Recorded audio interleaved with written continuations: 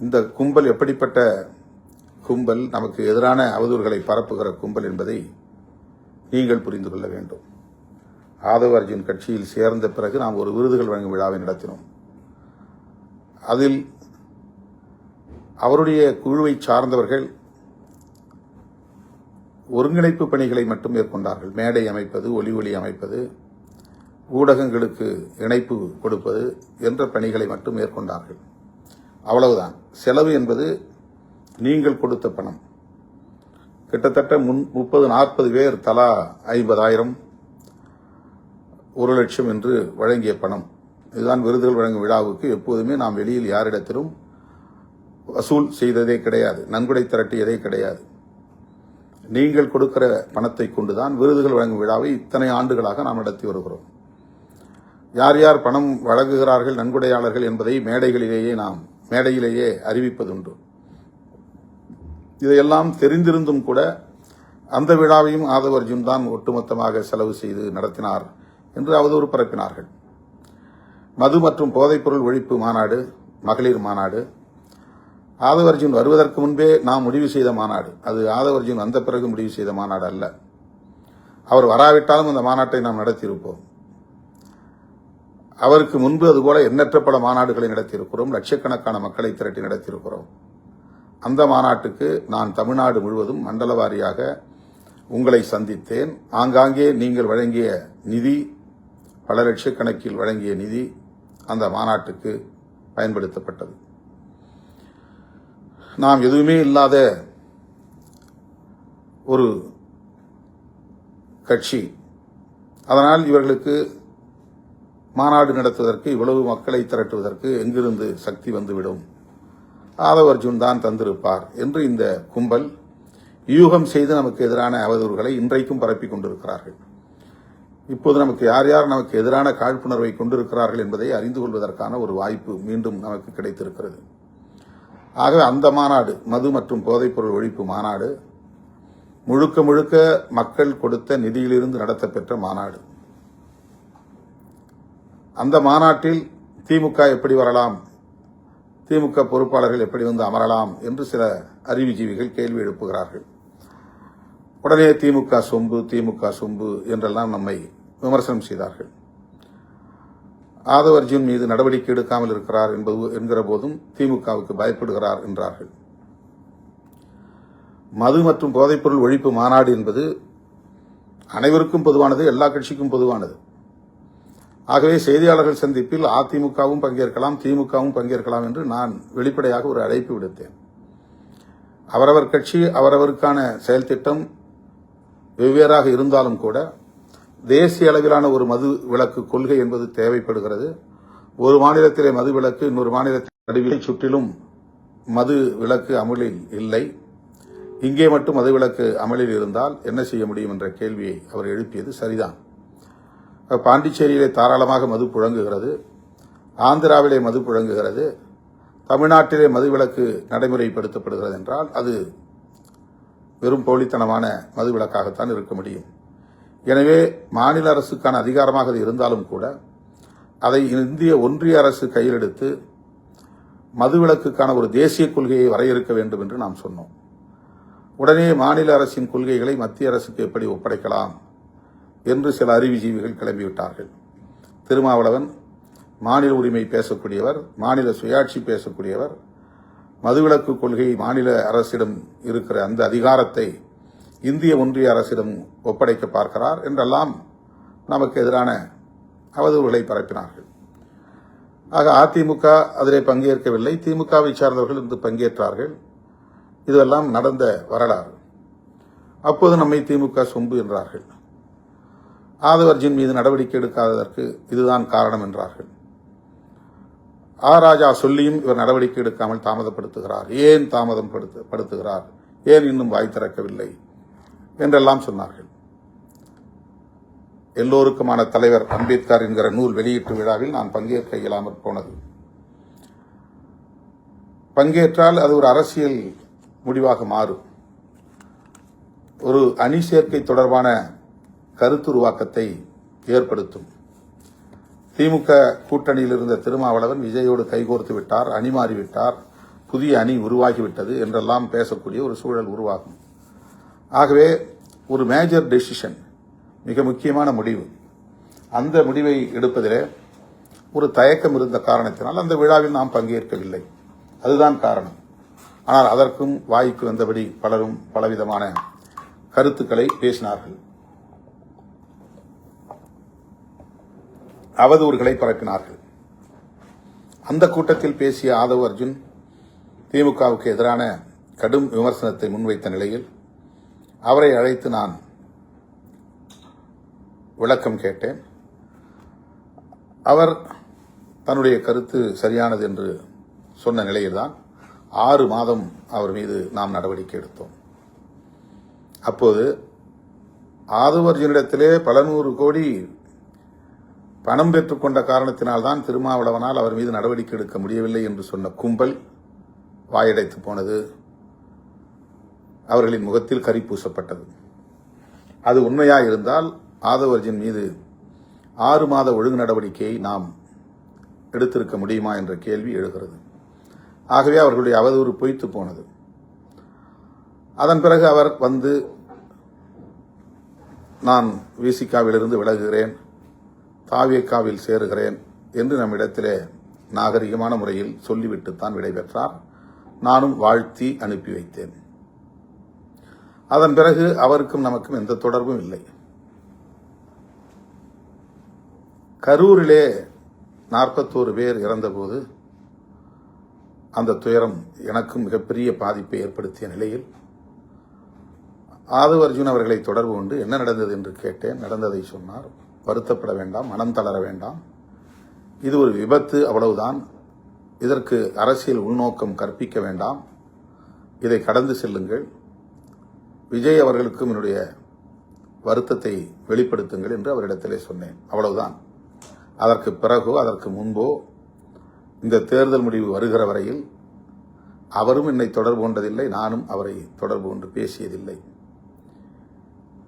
ஊரில் பலவிதமான அவதூறுகளை பரப்புகிறார்கள் இயக்கத் தோழர்கள், நீங்கள் புரிந்து கொள்ள வேண்டும். தோழர்களே, இப்போது ராஜா நாம் எடுத்த முடிவை விமர்சனம் செய்திருந்தார். தோழர்கள் என்னிடத்தில் அதை பற்றியெல்லாம் கேட்டார்கள். நான் அதை பொருட்படுத்த வேண்டாம், கடந்து செல்லுங்கள், அதற்கு யாரும் எதிர்வினையாற்ற வேண்டாம் என்று பேசியவர்களிடத்தில், தொடர்பு கொண்ட தோழர்களிடத்தில் சுட்டிக்காட்டினேன், அறிவுறுத்தினேன். அவர் காங்கிரஸை பற்றி அப்படி விமர்சித்தாரா என்று எனக்கு தெரியவில்லை. இடதுசாரிகள் ஆதரவு நல்கியதும் ஒரு அணிமாற்றம்தான். அவர்கள் அமைச்சரவையில் இடம்பெறவில்லை, ஆனால் தாவேகாவுக்கு ஆதரவு நல்கியிருக்கிறார்கள். அதே நிலைப்பாட்டைத்தான் நாமும் எடுத்தோம். ஆனால் நம்முடைய தோழர்கள் அமைச்சரவையில் இடம்பெற வேண்டும், அதுவும் நானே இடம்பெற வேண்டும் என்கிற கருத்தை தொடர்ந்து வலியுறுத்தியதன் விளைவாக, தாவேகா தரப்பிலும் அழைப்பு விடுத்ததன் விளைவாக அமைச்சரவையில் நாம் இடம்பெறுவது என்ற முடிவை எடுத்தோம்.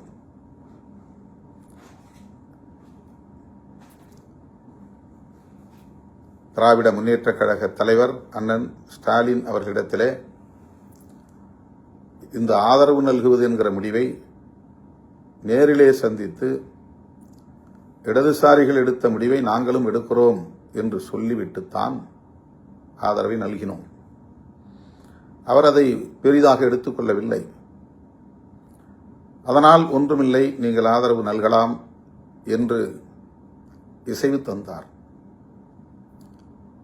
அமைச்சரவையில் இடம்பெறப் போவதை அவருக்கு தெரிவிக்க முடியவில்லை. ஆனால் முன்னணி அமைச்சர்கள் ஒரு சிலரை நான் தொடர்பு கொண்டு இப்படி ஒரு நிலைப்பாட்டை நாங்கள் எடுக்கிறோம் என்று சொல்லிவிட்டு, அதன் பிறகுதான் செய்தியாளர்களை சந்தித்து விசிக அமைச்சரவையில் இடம்பெறுகிறது என்ற அறிவிப்பை செய்தேன். திராவிட முன்னேற்றக் கழகத்தின் தலைமையிலான மதசார்பற்ற முற்போக்கு கூட்டணியில் விடுதலை சிறுத்தைகள் கட்சி 10 ஆண்டுகளுக்கு மேலாக தொடர்ந்து பயணித்து வருகிறது. எந்த அளவுக்கு அந்த தோழமைக்கு நாங்கள் முக்கியத்துவம் கொடுத்திருக்கிறோம், எந்த அளவுக்கு உற்ற துணையாக இருந்திருக்கிறோம், அந்த கூட்டணியை பாதுகாக்க வேண்டும் என்பதில் எங்களால் ஆன பங்களிப்பை எவ்வளவு செலுத்தியிருக்கிறோம் என்பதை திமுக தலைவர் அண்ணன் முத்துவேல் கருணாநிதி ஸ்டாலின் அவர்கள் மிக நன்கு அறிவார். அன்பு இளவல் மேனாள் துணை முதல்வர் உதயநிதி அவர்களும் நன்கு அறிவார். சுற்றி இருப்பவர்கள் ஒரு சிலர் நன்கு அறிவார்கள். ஆனால் அதையும் தாண்டி நாம் எடுத்த இந்த முடிவை திமுக தரப்பில் திரு ஆ ராஜா உட்பட பலர் விமர்சிக்கிறார்கள் என்கிற போது சற்று வலி அளிக்கிறது, வலியாகத்தான் இருக்கிறது. என்றாலும் கூட அவர்கள் ஆதங்கப்படுவதில் நாம் ஒரு நியாயம் இருக்கிறது என்பதை உணர்ந்து கொள்ள வேண்டும். அதாவது திமுகவை கடுமையாக விமர்சித்துக் கொண்டிருக்கிற தாவேகாவோடு நாம் கைகோர்ப்பதை அல்லது அவர்களோடு களத்தில் நிற்பதை அல்லது அவர்களுக்கு ஆதரவு அளிப்பதை அவ்வளவு எளிதாக எப்படி திமுக தொண்டர்களால் கடந்து செல்ல முடியும்?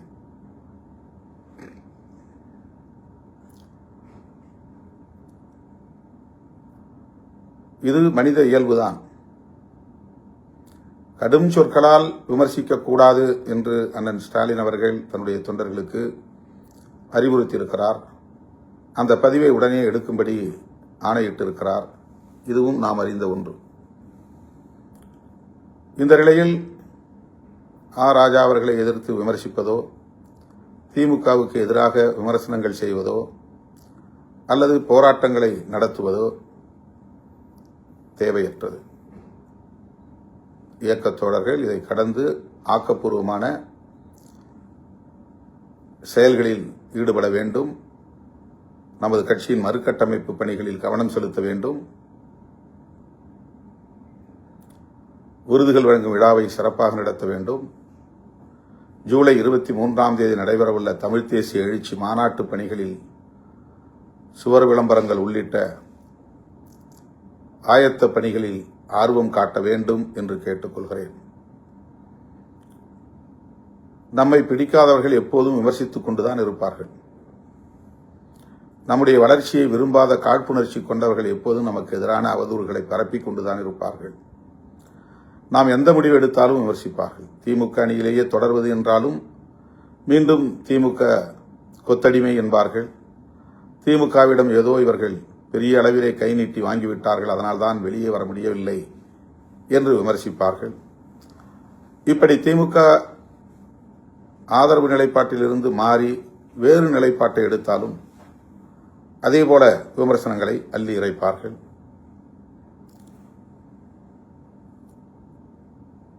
இப்போது காங்கிரஸ் செய்த துரோகத்தை விட விசிகா செய்த துரோகம் பெரிது என்று கூலிக்கு மாரடிக்கும் கும்பல் நமக்கு எதிரான அவதூறுகளை அள்ளி இறைத்துக் கொண்டிருக்கிறது.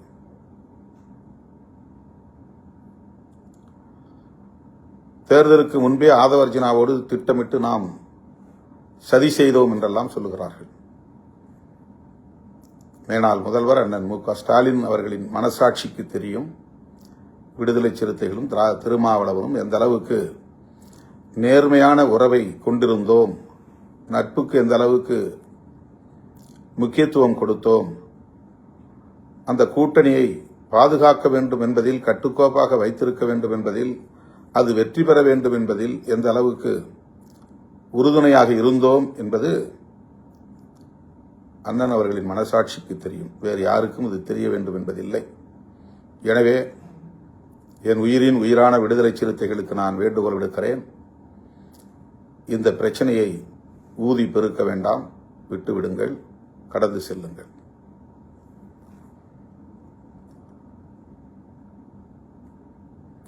தேர்தலுக்கு பின்பு இந்த கூட்டணியை கட்டி காப்பாற்ற வேண்டும் என்கிற பொறுப்பு, இந்த கூட்டணியில் உள்ள கட்சிகளை அரவணைத்து செல்ல வேண்டும் என்கிற பொறுப்பு திமுகவில் உள்ள ஒவ்வொருவருக்கும் உள்ளது.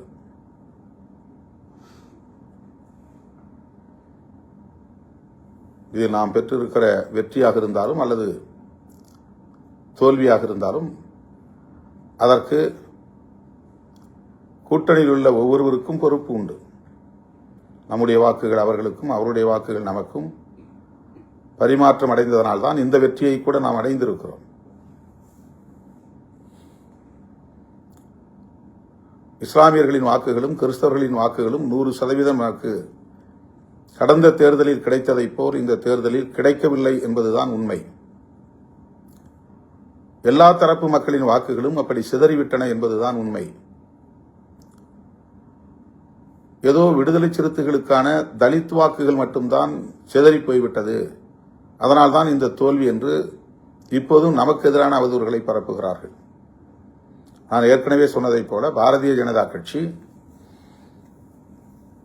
11.5%-இருந்து 2.5% குறைந்திருக்கிறது. ஏறத்தாழ 9% வாக்குகளை அது பறிகொடுத்திருக்கிறது. அந்த 9% வாக்குகளும் பாஜகவுக்கு ஏற்பட்டிருக்கிற இழப்பும் தலித்துகளின் வாக்குகளா என்பதை எண்ணி பார்க்க வேண்டும்.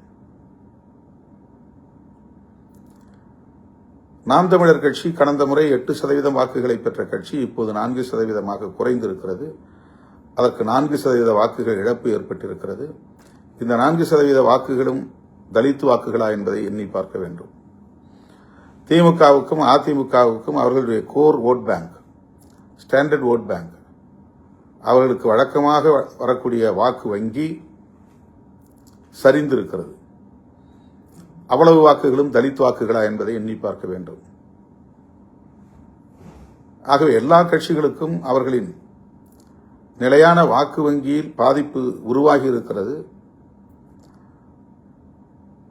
குறிப்பாக சிறுபான்மை சமூகத்தினரின் வாக்குகள் தாவேகா பக்கம் போயிருக்கிறது.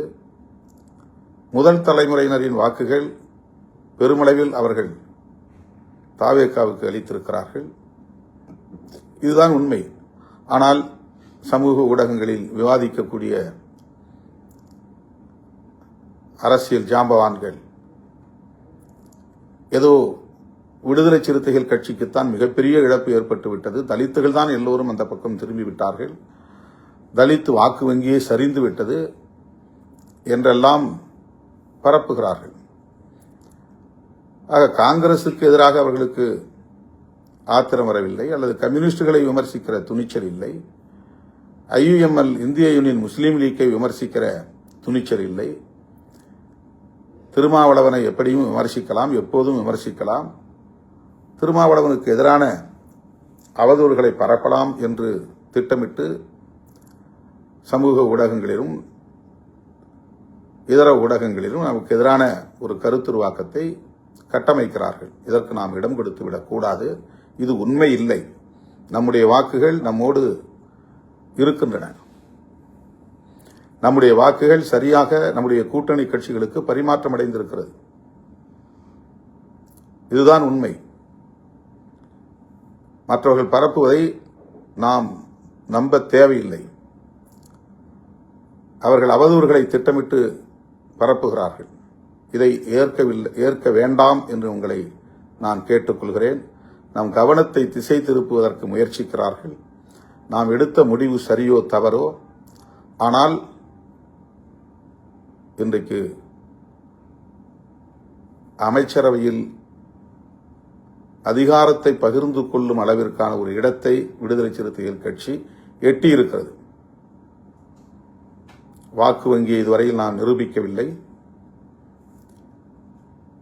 நமக்கு எத்தனை சதவீதம் வாக்குகள் தமிழ்நாட்டில் இருக்கின்றன என்பதை உறுதிப்படுத்தாத நிலையிலும் கூட ஒரு கட்சி மாநில கட்சியாக அங்கீகாரம் பெற்றிருக்கிறது. வாக்கு வங்கியை நிரூபிக்காத ஒரு கட்சி அமைச்சரவையில் இன்றைக்கு இடம்பெற்றிருக்கிறது. இந்த அளவில் மட்டும்தான் இதை நீங்கள் பார்க்க வேண்டும்.